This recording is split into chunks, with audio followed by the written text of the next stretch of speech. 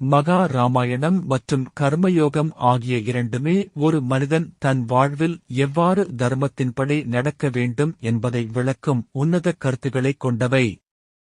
கர்மயோகம் என்பது செயல்களின் மூலம் இறைவனை அடைதல் என்பதாகும்.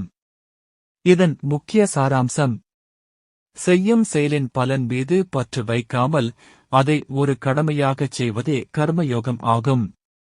தன்னலமற்ற சேவை, எனக்கு என்ன கிடைக்கும் என்று எண்ணாமல் உலக நன்மைக்காகவும் பிறர் சேவைக்காகவும் செயல்படுவது. வெற்றி அல்லது தோல்வி என எது வந்தாலும் அதை சமமாக ஏற்கும் மனப்பக்குவத்தை இது வழங்குகிறது. ராமாயணத்தில் கர்மயோகம்.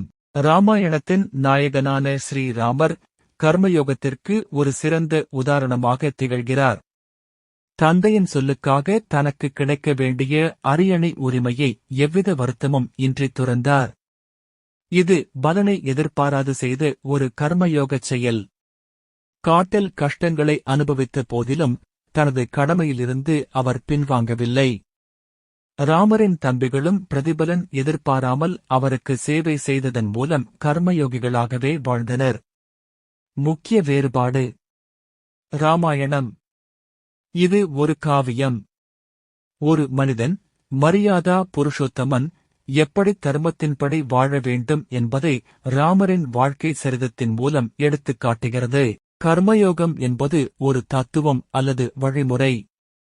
பகவத்கீதையில் கிருஷ்ணர் அர்ஜுனனுக்கு உபதேசித்தபடி செயல்களை எப்படிச் செய்ய வேண்டும் என்ற சூத்திரத்தை இது வழங்குகிறது.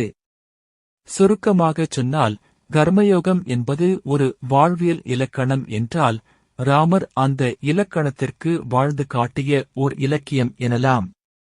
கர்மயோகம் குறித்து மேலும் ஆழமாக அறிந்து கொள்ள பகவத்கீதையின் 3வது அத்தியாயத்தை பகவத்கீதையும் கர்ம யோகமும் என்ற தலைப்பில் எங்களது சேனலை பகிர்ந்து உள்ளோம்.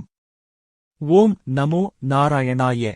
இந்த அத்தியாயத்தில் ஸ்ரீ கிருஷ்ணர் கர்ம யோகம் அல்லது கெஜ யோகத்தை பற்றி விளக்குகிறார். ஒரு கணம் கூட எவராலும் செயலில்லாமல் இருக்க முடியாது என்று அவர் அர்ஜுனனுக்கு விளக்குகிறார்.